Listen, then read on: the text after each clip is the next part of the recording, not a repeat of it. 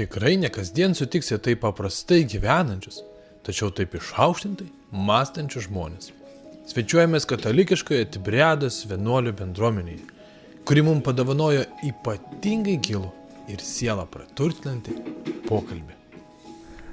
Tai Gidijau, labai ačiū, kad jūs mus priėmėt į savo namus. Ir gal jūs galėtumėt trumpai papasakot, kokia buvo pradžia visų šių namų, kaip tai atrodė.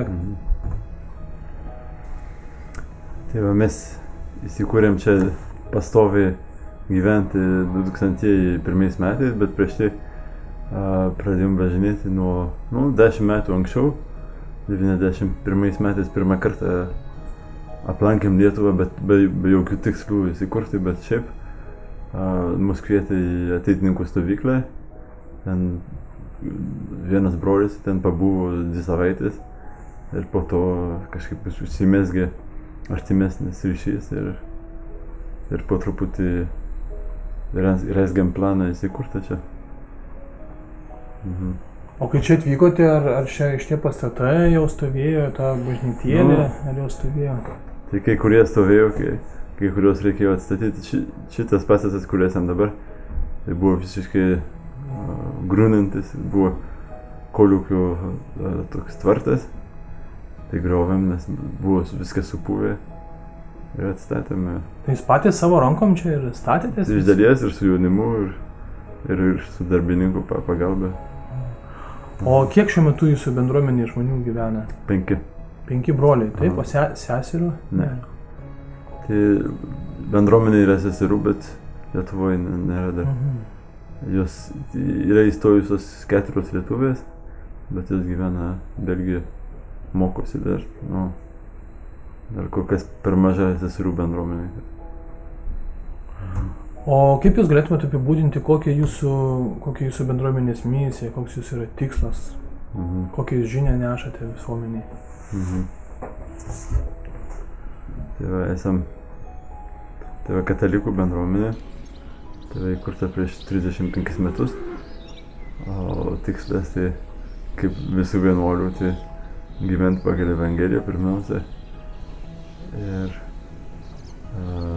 tai va maldos gyvenimas. Tai meldžiamės nemažai, kiekvieną dieną, rytais, per pietus, vakare. Kiek trunka bendroji sumoji tos maldos jūsų? Tai apie 4 valandas. 4 valandas per dieną? Kaip jūs spėjat darbus visus nudirbti? Tai dar daug valandų, 24 valandas per parą. Tai va, bet pavyzdžiui, nelabai žiūrėjom televizoriaus, iš vis neturim.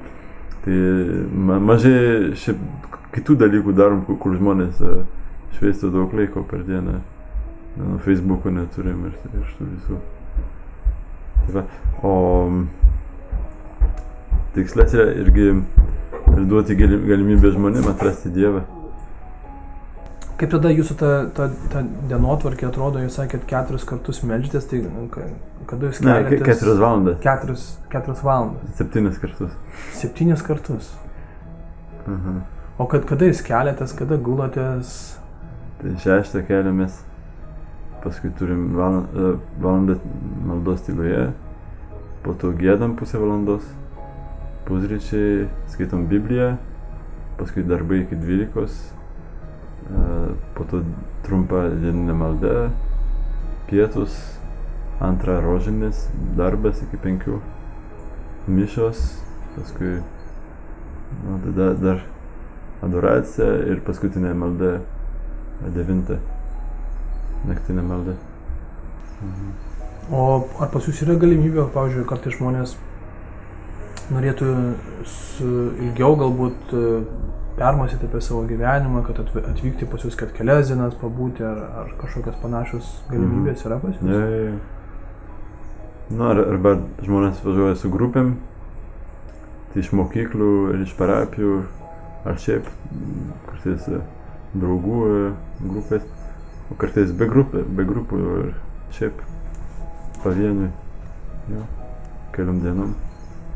Dauguma žmonių teoriškai jie yra tikintis, priklauso kažkokiai konfesijai, bet praktiškai geriausiu atveju susilietimas su kažkokia tradicija turi. Bet kas yra tas gyvas Dievo išgyvenimas, kas tai yra per tas tikrasis dvasinis gyvenimas, ką jisai duoda žmogui?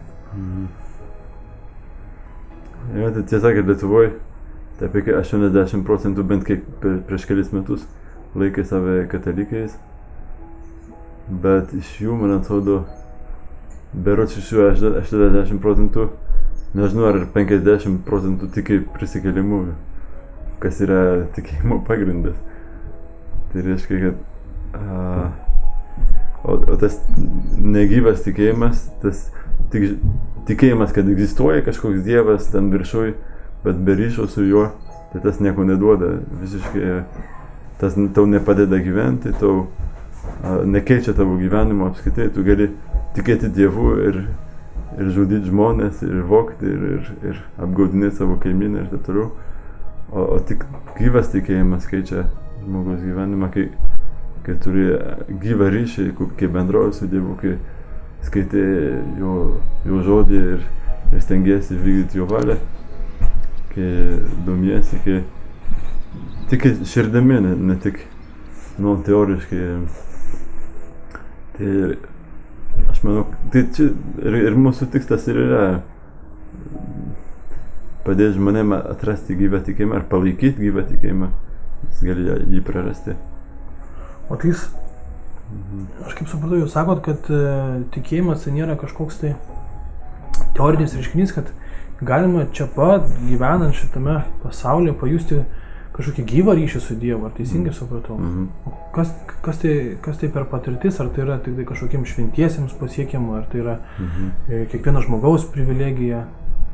Tai krikščionybėj atvirkščiai Dievas nusileido iki mūsų ir mums nereikia kopti iki dangaus, bet reikia tiesiog atverti rankas ir priimti tą duodamą malonę, duodamą išganimą. Man tai labai įdomu jūsų tokia asmeninė patirtis, kaip jūs galėtumėte įvardinti, kodėl tas apskritai tikėjimas, tas susitikimas su gyvu Jėzumi žmogui yra reikalingas ir aš gali žmogus ramiai, laimingai gyventi be to.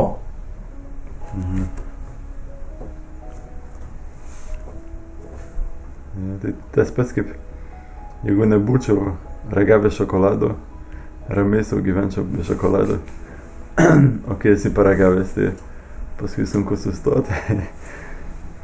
Ir šiaip žmonės gali plaukiot gyvenimo paviršiui, nesigilinti ir apskritai neieškoti gyvenimo prasmės ir gyventi nekeldami savo jokių klausimų. Bet ne visi sugeba. ir matom, kad gyvenam tokiam pasauly, kur labai mažai kas ieško prasmės. Ir žmonės nėra baisiai laimingi, nėra baisiai linksmi, bet jie tai tam, kad savo prasmybės nematytų, jie daug vartoja arba geria, arba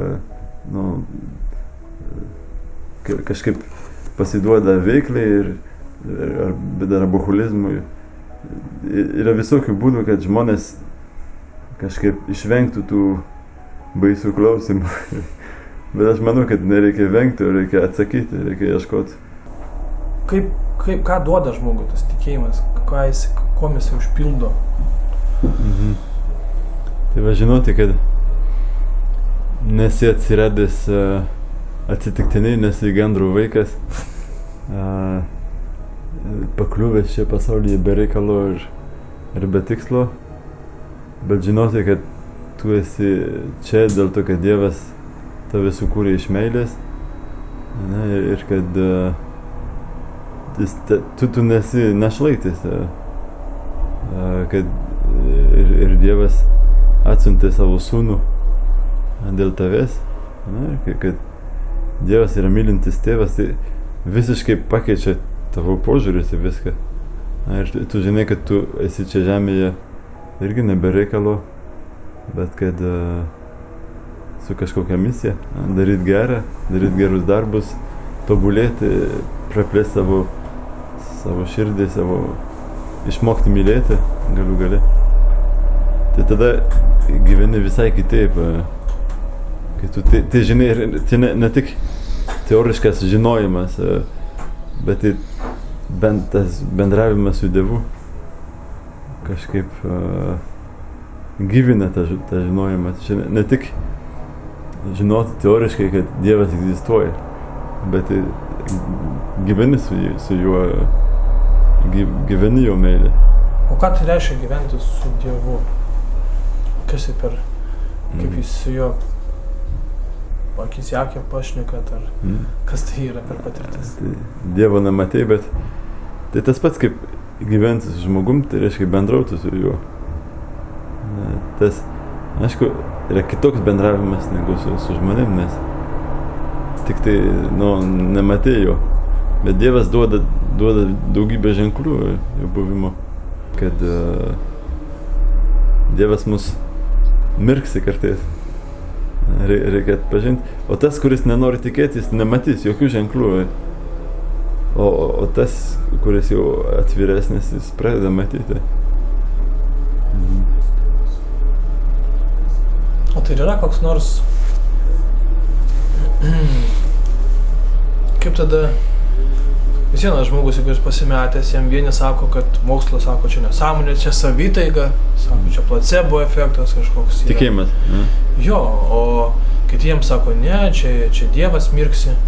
Ir žmogus pasimetęs, tai kaip vyksta tas stebuklas, kada jis kaip yra atviras, bet jis nenori nieko aklai priimti, kaip vyksta tas perversmas, kada jisai galų galiai įtiki į Dievą. Kas tai yra kažkokie elementai? Kaip jūs padeda žmonėms į tą tikėjimą įeiti? Kokią priemonę, kokią stebuklingą lasdelę mostelnat? Neturime stebuklingas lasdelės. Būtų paprasta, bet aš vis dėlto manau, kad Dievas padeda. Tai yra, sakom, kad tikėjimas yra dovana. Tai reiškia, kad tai nenukrenta iš dangaus. Yra kaip sėkla, kuri įkrenta į gerą paruoštą žemę, dirba. Jeigu pasėsi pievoj, tai niekas nediks. O reikia pirmiausiai dirbti žemę, reikia, kad žmogus būtų atviras, pasiruošęs. Tai tada jis gali priimti. O jeigu... Kodėl daug žmonių visiškai nesidomi ir už tai, kad jiems atrodo, kad tikėjimas nepatogus. Tai va, kad Dievas yra tas, kuris man trukdo gyventi, kuris man duoda įsakymus nereikalingus ir man atrodo, kad patogiau man gyventi, būdamas savo šeimininku ir neturėdamas virš savęs šeimininkų. Vakarietiškas žmogus kažkaip atrodo labai laisvas, jis daug visokių priemonių turi, atrodo jau labai galingas per internetą, per visokias naujas priemonės, tai jis gali daug pasiekti, bet jis vienišas ir liūdnas lieka, nes jam dažnai atrodo, kad visa tai yra tuščia, o kad išvengtų tos tuštybės, jis laksto, bėga, kažką visą laiką daro, gyvena triukšme, kad negirdėtų tos sąžinės balso. O kaip jūs sakykit, kas per paslaptis, kokiu čia medum patepta, kad plūsta iš visos Lietuvos jaunimas ir visi žmonės pas jūs? Kuom iš čia juos vaišinat, kas juos čia taip patraukia? Nežinau. Tai viskas čia paprasta labai. Čia gyvenam kaime ir žmonės, kurie atvažiuoja, gyvena mūsų gyvenimą, tai ravim daržus, meldžiamės, kalbam, bendraujam. Tai gal tai, kad pirmiausia mieste, tai jie kartais jaučiasi vieniši tikėjime ar neranda, kas juos maitina, Ir antras dalykas yra, atvažiuoja čia ne dėl vieno brolių, bet dėl bendruomenės. Jau dabar sakėt, tiek darbų čia turit ir tiek bendravimo ir 4 valandas dar maldos, tai gal geriau pamažint, gal kai 1 valandą maldos 3 tada surastų laiko, kažką praktišką nuveikti, kam tiek daug yra tos maldos. Tai labai svarbu suprasti, koks skirtumas tarp našumo ir vaisingumo. Tai va, pasaulis mums kalba tik apie našumą. Reikia, kad darbas atneštų tam tikrą apčiuopiamą rezultatą, kad greitai būtų padarytas, kokybiškai. Ir tai va, svarbiausia yra kiekybė. O tikėjimas mums sako, kad svarbiausia yra ne kiekybė, o kokybė. Ir yra ne našumas, o vaisingumas. O jūs tada patartumėt ir paprastiems žmonėms, ne tik vienuoliams, melstis daugiau namie, kad kasdien pasimelst? Nėra sudėtinga. Iš tiesų nereikia absoliučiai nieko mokėti. Galime pradėti nuo 5 ar 10 minučių, tiesiog kreiptis į Dievą, paskaityti iš Biblijos kokią, iš Evangelijos ypatingai. Ir nuo to gali būti tik geriau. Viešpatie, aš tavęs nepažįstu, bet jeigu egzistuoja, duok, apsireikš man. Ir tai kiekvienas gali, tokią maldą padaryti. Nėra sudėtinga. Ir aš nesakau, kad jau regėsim Dievą, bet kažkas keisis man tavyje, jeigu tu taip darai. Šis tiesas, kurias jūs kalbate, tai daug yra pasaulio tradicijų. Ir budistai panašiai šneka, ir musulmonai galim rasti. O kom būtent tas Kristaus atnešta žinia, kuom jinai yra kitokia, kodėl būtent Kristaus žinia yra kažkuom išskirtinė? Tai, ką skelbia krikščionys, yra unikalų istorijų, šitą religijų istoriją, kad yra vienintelė religija, kur žmogus, kur Dievas visagalis, dangaus ir žemės sutvėrėjęs, tapo žmogumi ir netgi gyveno paprastai, kukliai kaime, gimė tvarte. Paprastai religijose tu turi per tam tikras metodus savo jėgomis pasiekti kažką. O čia tai nereiškia, kad nieko neturi daryti, bet Dievas žengia pirmą žingsnį į tave. Ir Dievas labai artimas, labai savas. Tai dar Senajame testamente žmonės įsivaizdavo Dievą truputį baisiai, kaip šitas Dzeusas, kur per kūnų žaibais trenkia. O Jėzus mums parodė, kad Dievas yra bendrystė tiesiog. Ir yra Dievas, kuris ieško kontakto. Ir mes, katalikai, pripratę prie to, mes kažkaip ir Lietuvoje žmonės pripratę, kad Dievas turi sūnų ir taip toliau, bet iš tiesų yra nepaprasta žinia, kad Dievas domisi manimi, kad Dievas ateina manęs pasitikti, kad Dievas kenčia dėl mano skausmo. Jėzus ant kryžiaus mums parodo, kad jis neabejingas mano skausmui. Tai ir būtų teisingas toks mano teiginys, kad par tam tikrų panašumų ir skirtumų tarp skirtingų tradicijų, krikščionis jis turi tą privalumą, nes jisai turi Kristų, ko kiti neturi. Ar teisingai? Taip.